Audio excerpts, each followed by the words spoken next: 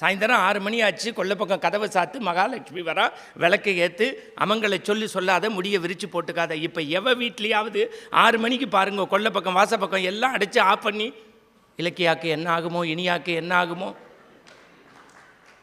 நீங்கள் சனாதன தர்மம்னா காப்பாற்றுறவான்னா உங்களை நமஸ்காரம் பண்ணி கேட்குறேன், அடுத்த 1 வருஷம் யார் வீட்லேயும் பிக் பாஸ் ஓடக்கூடாது. அப்படி ஓடினா நம்ம மாற்று குழந்தைகள் யாரோடையாவது ஓடி போயிடுவா. இதான் சார், இதான் உண்மை. நீங்கள் எப்போ பல்லு தேய்ச்சி கட்டி பிடிச்சிக்கிறான், சாப்பிட்டு கட்டி பிடிச்சிக்கிறான், வேலைக்கு போக வேண்டாமா?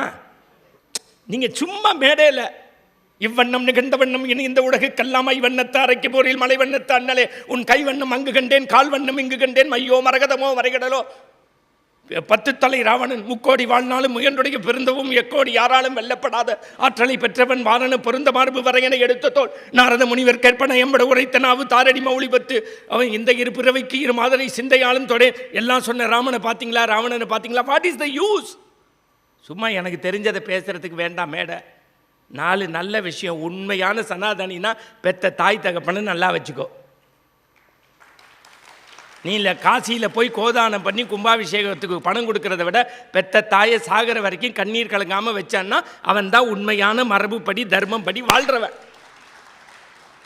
நீங்கள் இறந்ததுக்கப்புறம் தவசம் பண்ணுறது எவ்வளோ முக்கியமோ, இருக்கும்போது ஹார்லிக்ஸ் கொடுக்கறது அதை விட முக்கியம்.